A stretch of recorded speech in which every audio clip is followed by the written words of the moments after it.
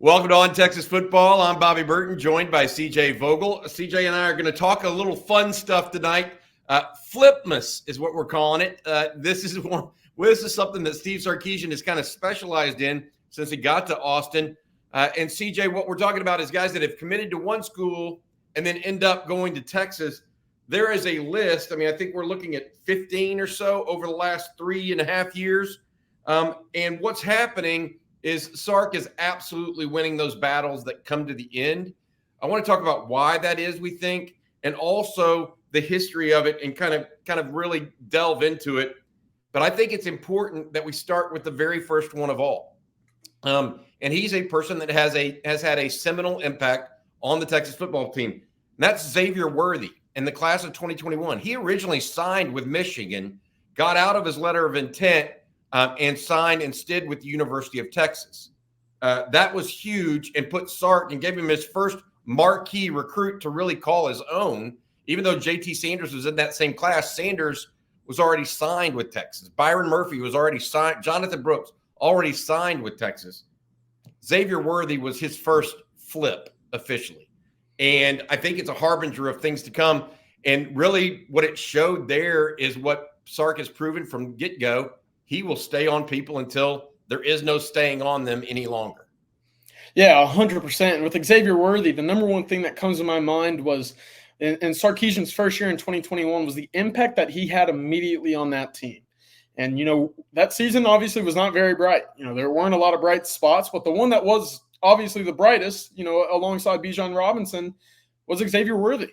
You're looking at a freshman All-American, the one guy that Sarkisian had his fingerprints on in the recruiting trail, immediately jumps in, was a freshman All-American. And, I thought that was the sign of things to come immediately is, hey, this guy's going to recruit. He's going to find playmakers, and especially in his offense, he's going to find ways for guys to get involved, get the ball and make plays and produce on the field. So 100%, I like to credit that one as the most impactful recruit Sarkisian has had, because it set the boundary or, set the path basically for what was to come later on. I think that's a great way to put it, because it showed you this is the way he does things, right? Yes. You could have learned from that. It also tells us the kind of player he's looking for. He wasn't looking for just another guy. He was looking for future stars at the receiver position. Going into 2022, it turned a little bit differently, right? The four guys that we have that we want to focus on here, Kelvin Banks, obviously, and Cam Williams, the two offensive linemen. Certainly Banks is like Worthy, a freshman All-American. They turned him from Oregon. Cam Williams also turned from Oregon after Mario Cristobal took the job at Miami away from Oregon. But then on signing day, don't forget Terrence Brooks, away from Ohio State, a longtime commitment to the Buckeyes. At the very last minute, Terry Joseph and Steve Sarkisian pull a little magic out of the hat with that one. And then Jalen Gilbo, a reserve right now, back up at the nickel position. He was back and forth between Texas and TCU for the longest. But those four, I want to talk specifically mostly about Banks, Brooks, and Williams, because those three guys look like future NFL players. Let's start with Banks and Williams. Yeah, no. You can thank Miami for coming in and taking Mario Cristobal away.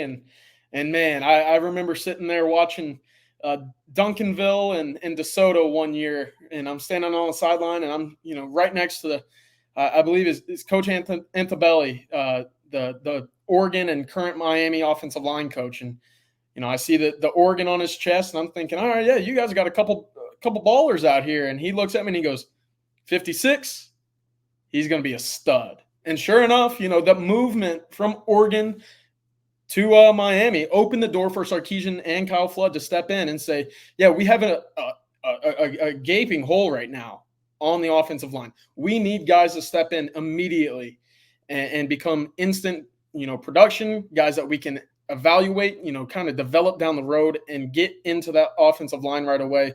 And we see it right now with Kelvin Banks, who's, racking up the accolades.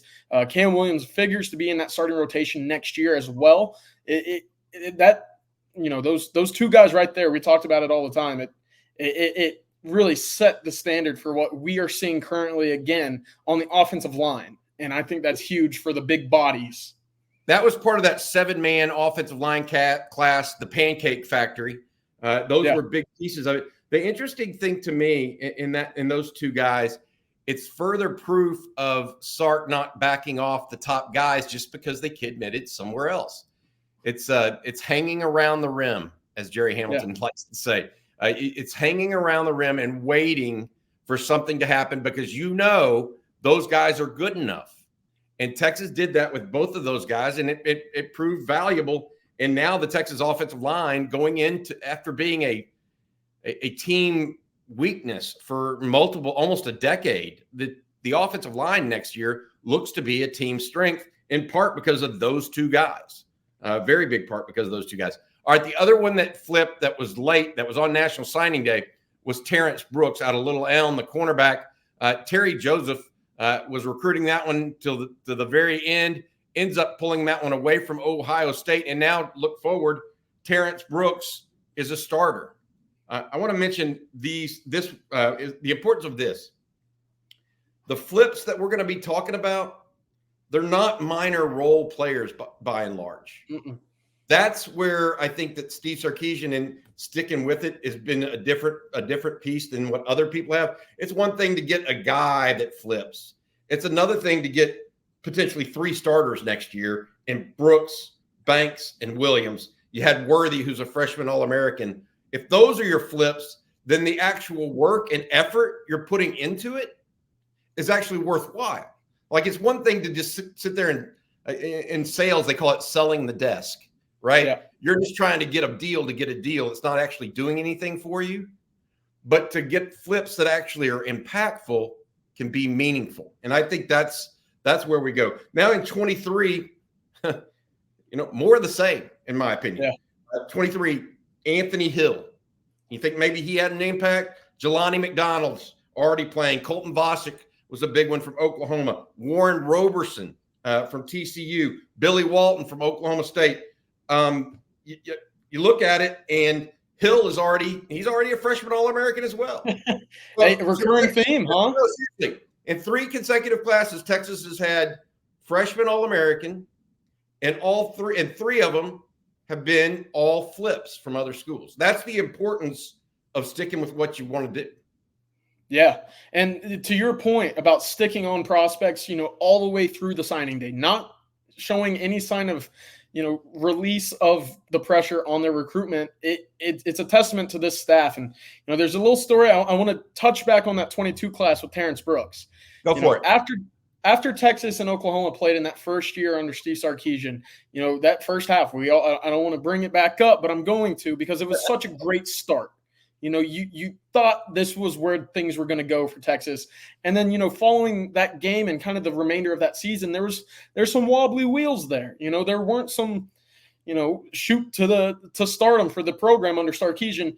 And, when I went to Little M and I spoke with Terrence Brooks, there was, some reservations about Texas. He was supposed to be at that Texas-Oklahoma game. He made it for the first half, and then he departed. He saw what he thought he needed to see, and then he followed it up with the rest of the season.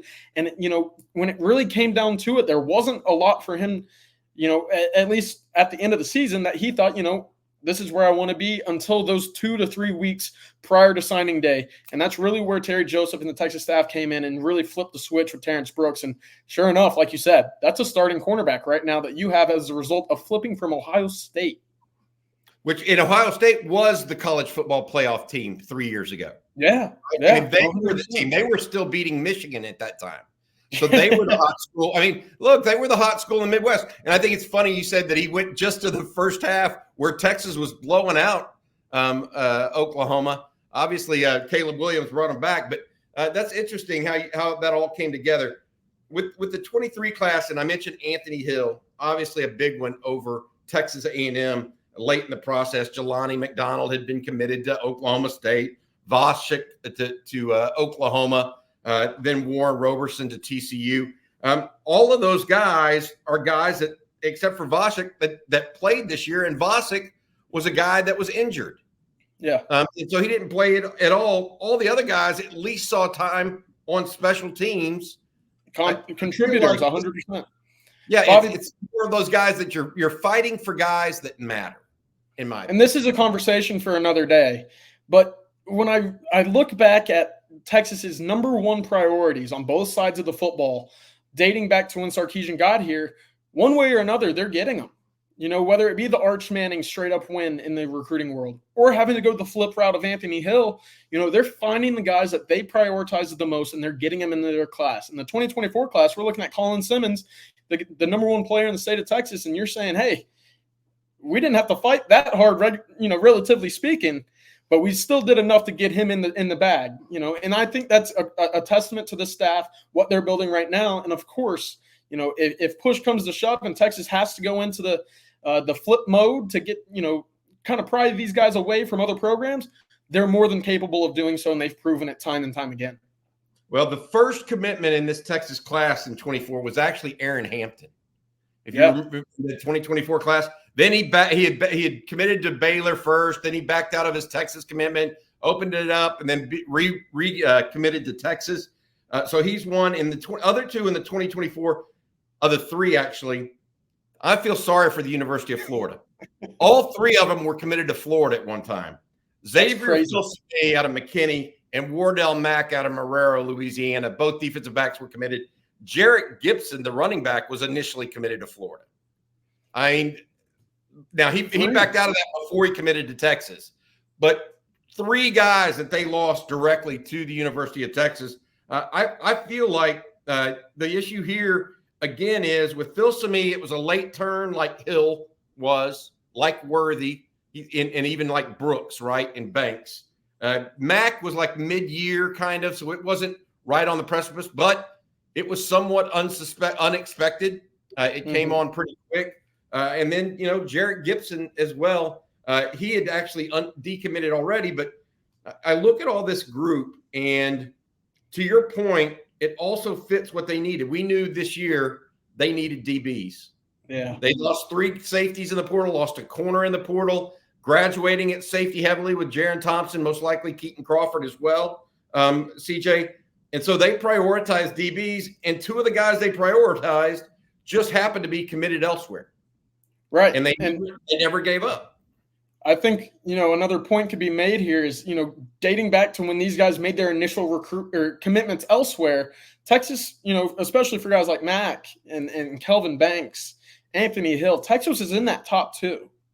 It's very easy to sit back and kind of sit in your sorrows and feel bad that you didn't do enough initially to get over. But that's not the world of recruiting, and that's not what we've seen from the staff. And, again, it's part of that give and take in the college football world, and we've seen it time and time again over the last 10 years, is when you have a bad season, you are susceptible to being poached. And when you start winning on the field like Texas has been, now you're the big bad bully on the block, and that makes things a lot easier in terms of finding or circling back around to the guys that you previously had circled high on your board and getting back over the hump initially and earning that signature. I'll tell you another thing to think about here too, that Steve Sarkisian has not done. He wouldn't have if he hadn't flipped all these guys. He doesn't burn bridges. Yes. When a guy picks another school, it's not an overwrought, type ordeal where that kid could never go back to the University of Texas. I mean, you think about Andrew Bakuba even right now, being from LBJ and coming back to Texas. Sark wasn't, there was no ill will there. I mean, he probably could have returned to Texas more even last year or year before if he would have wanted to. But, Sark has done a good job, and so have his coaches. It's not just Steve Sarkisian. His assistant coaches have to let it, roll off like water off a duck's back a little bit if they get hurt feelings, right? But that's the reality of it, is they've done a good job not only of flipping these guys, but also making sure they don't burn bridges so that they can come back around if they want them. Matthew Golden's an example of that too. Texas wanted him out of high school, but he chose Houston. Yeah. Sark left that door open, and it's returned to him. And so those things, along with hanging around the rim, because you never know when somebody's going to get fired, when Florida's going to have this disastrous season, it looks like they need to fire their coach, or when, just fortuitous things happen, like a coach moving on, right? With Mario Cristobal. But all of that added together with this, the players they're choosing in these regards are actually making an impact.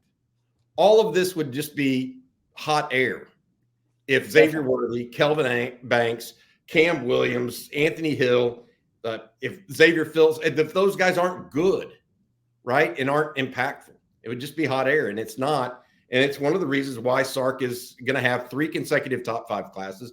As we, tape this right now today, Texas is at number 3 overall in the recruiting rankings, and they are working still on one more flip. Anthony Smith out of Jasper, a linebacker that had 100+ tackles, 4 forced fumbles, 6 sacks this year. And so they are working still to the very end here. And they're also working to keep Aaron Hampton. I've been told that Aaron Hampton is sticking with Texas, but being told that and it actually happening are one of 2 different things. But my point being, CJ and everyone else, is that these are the types of things that build on one another, one thing after another. You can't have flips that don't work out, or else it's worthless. You can't be mean after you get told that he's committing somewhere else, or else you've burned your bridge. It's a cumulative type situation. All right, anything else you want to add before we let people go on this one? This on Texas football, CJ? Yeah, you mentioned it just real quick. I mean, the world of the portal now, it almost forces coaches to keep that line of communication open for guys that they deem atop the top of their board. Because like you said, Makuba and Matthew Golden, 2 guys that Texas had interest in previously. It didn't go their way, but as a result of having connections still in place with them, they're able to circle back and still, almost even better, get them in, 2 or 3 years experience and, allow them to get them back on the field immediately. Yeah. All right. That's CJ Vogel on Texas football. I'm Bobby Burton. Thanks for listening. Longhorns putting the bow on an unbelievable recruiting class, in part because of the flips. Steve Sarkisian headed to New Orleans in part because of these flips as well. All right. For CJ, I'm Bobby. Hook 'em.